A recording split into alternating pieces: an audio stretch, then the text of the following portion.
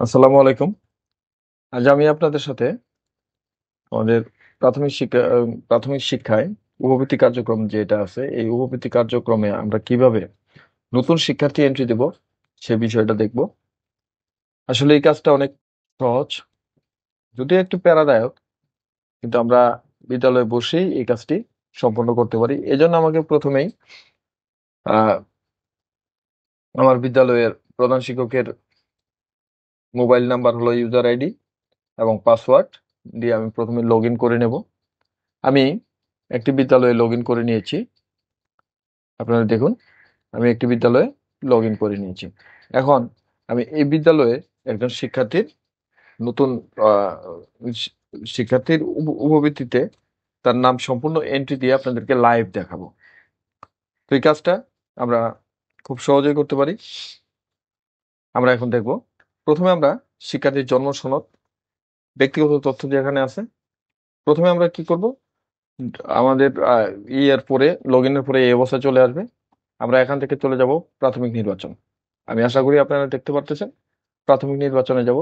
প্রাথমিক নির্বাচনে গিয়ে নতুন শিক্ষার্থী এন্ট্রি, আমরা নতুন শিক্ষার্থী এন্ট্রি তে ক্লিক করার পরে এই অবস্থায় চলে আসবে। এরপর আমি এখানে শিক্ষার্থীর যে ব্যক্তিগত তথ্য, সেখানে প্রথমেই আছে জন্ম সনদ নম্বর। আমি শিক্ষার্থীর জন্ম সনদ নাম্বারটি, জন্ম নিবন্ধন দেখে আমি দিয়ে দিচ্ছি,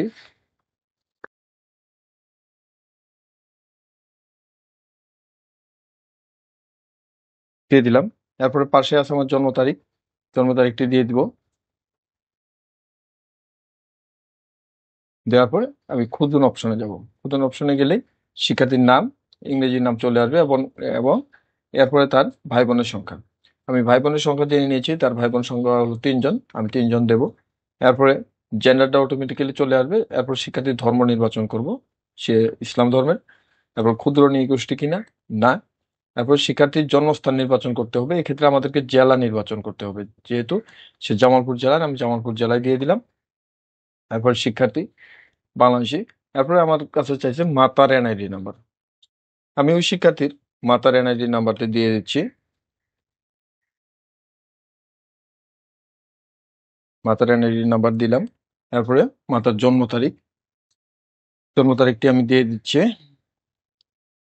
দিয়ে আমি খুঁজনে যাব। খুঁজনে গেলার পরে আমাকে একটা ক্যাপচা পূরণ করতে বলবে, আমি সেই ক্যাপচাটা পূরণ করব। ক্যাপচা পূরণ করতেছি। এক্ষেত্রে আমাকে অবশ্যই আহ ক্যাপিটাল লেটার, স্মল লেটার যেটা যেভাবে আছে সেভাবে দিতে হবে। আমি দিয়ে সার্চ দিলাম, চলে আসলো। তারপর শিক্ষার্থীর মায়ের মোবাইল নাম্বার, মায়ের মোবাইল নাম্বারটা দিচ্ছি,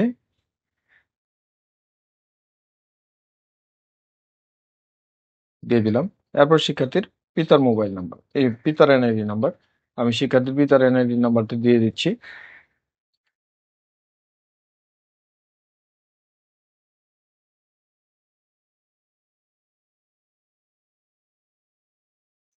তারপরে আছে শিক্ষার্থীর পিতার জন্ম তারিখ।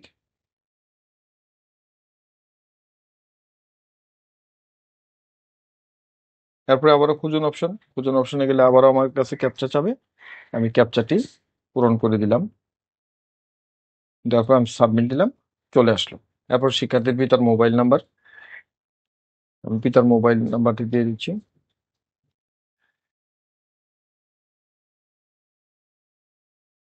তারপর শিক্ষার্থীর বর্তমান ঠিকানা, ঠিকানাটা দিয়ে দিচ্ছি আমি।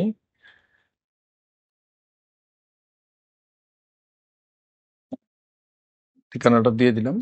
তারপর বর্তমান ঠিকানা যদি একই হয়, স্থায়ী ঠিকানা এবং বর্তমান ঠিকানা যদি একই হয়, তাহলে আমি এখানে ক্লিক দিয়ে এর উপরে স্থায়ী ঠিকানার উপরে ক্লিক দিলেই এই একই বর্তমান ঠিকানায় ক্লিক দিলে আমার এটা চলে আসবে। দিয়ে দিলাম। তারপরে শিক্ষার্থীর শিক্ষা তথ্য, সে যে বিদ্যালয়ে পড়ে বিদ্যালয়ের নাম এবং কোন শ্রেণী। শ্রেণী, আমি যে শিক্ষার্থীর কাজটা করতেছি সে হলো প্রথম শ্রেণীর, প্রথম শ্রেণী দিয়ে দিলাম। আহ শিফট প্রযোজ্য না, কারণ ওই স্কুলে শিফট নেই, শাখাও নেই, প্রযোজ্য নয়। এবং তার রোল নাম্বারটা আমি এন্ট্রি দিলাম। দেওয়ার পরে এখানে অভিভাবকের তথ্যতে অটোমেটিক্যালি তার অভিভাবকের তথ্য চলে আসছে। এক্ষেত্রে মাতার সাথে আসছে। পেমেন্ট বিবরণ, পেমেন্ট বিবরণে আমি নগদ সিলেক্ট করব। সিলেক্ট করলে রাউটিং নাম্বারটা ওটা চলে আসবে। তারপর আমি খুঁজনে ক্লিক করব। বন্ধুরা, এখানেই মূল সমস্যাটা। অ্যাকাউন্ট সক্রিয় আছে, অ্যাকাউন্ট প্রদত্ত জাতীয় পরিচয়পত্রের সাথে। আপনি আবার দেখুন, অ্যাকাউন্ট সক্রিয় আছে, জাতীয় পরিচয়পত্রের সাথে সংযুক্ত নয়, মোবাইল নম্বর প্রদত্ত জাতীয় পরিচয়পত্রের সাথে সংযুক্ত নয়। আসলে আমরা যারা গ্রামে থাকি, আমরা তো কিন্তু অনেকেই দেখি যে তারা, মহিলারা হাজবেন্ডের নামে সিম নিবন্ধন করে নিয়েছে এবং অ্যাকাউন্টও হাজবেন্ডের নামে করে নিয়েছে, যার ফলে ম্যাক্সিমাম টাইমে এই সমস্যাটা আমাদের পড়তে হয়। এক্ষেত্রে আমরা কি করব, আমরা একটু জিনিসটা ঘুরিয়ে চেক করব। হুম, তারা তো আমাদেরকে 100% রাইট ইনফরমেশন দেবে, এটা তো নাও দিতে পারে, বা তাদের অজানাও থাকতে পারে। এক্ষেত্রে আমরা এই যে সম্পর্ক মাতা না দিয়ে আমরা যদি পিতা দিই, পিতা দিয়ে আমরা পিতার মোবাইল নাম্বারটা নিলাম, তাহলে দেখেন অটোমেটিক্যালি পিতার ঘরে আমরা যে নাম্বারটা পূরণ করেছিলাম, দেখতে পাচ্ছেন এই নাম্বারটা কিন্তু অটোমেটিক্যালি এখানে চলে আসছে। এরপর আমরা অ্যাকাউন্টটা আবারও ক্লিক করে নগদে নিয়ে আসলাম এবং খোঁজনে ক্লিক করলাম। এই দেখছেন সবুজ আসছে পড়ছে। যখনই সবুজ আসছে তখনই আমাদেরকে বুঝতে হবে যে এটা ঠিক আছে, অর্থাৎ অ্যাকাউন্ট সক্রিয় আছে, অ্যাকাউন্ট প্রদত্ত জাতীয় পরিচয়পত্রের সাথে যুক্ত, মোবাইল নম্বর প্রদত্ত জাতীয় পরিচয়পত্রের সাথে যুক্ত। যেহেতু সবকিছু ঠিক আছে, তাহলে এখন আমরা সংরক্ষণ দেব। সংরক্ষণে দিলে রেকর্ড সাকসেসফুলি সেভ। এখন এটা আমার কাছে কিন্তু রেকর্ডটা সেভ হয়ে গেছে। এখন আমি ক্লাস্টারে এই তালিকাটা প্রেরণ করব। এই জন্য আমি ক্লাস্টারে যাব, যার ফলে আমি যে মাত্র যেটা করলাম, এটা হলো রবি আক্তার, এটা এখানে ক্লিক করলাম। ক্লিক করার পরে আমি আসলে দুটারে ক্লিক করে পাঠিয়ে দিচ্ছি। ক্লিক করলাম, যে কয়টা আমি কাজ সম্পূর্ণ হবে সবগুলো এখানে শো করবে। এটা ক্লিক করে ক্লাস্টার প্রেরণ দিলে ততটা ক্লাস্টারে চলে যাবে, অর্থাৎ উপজেলা শিক্ষা অফিসার মহোদয়ের আইডিতে চলে যাবে। ধন্যবাদ সবাইকে। আসসালামু আলাইকুম, ভালো থাকবেন।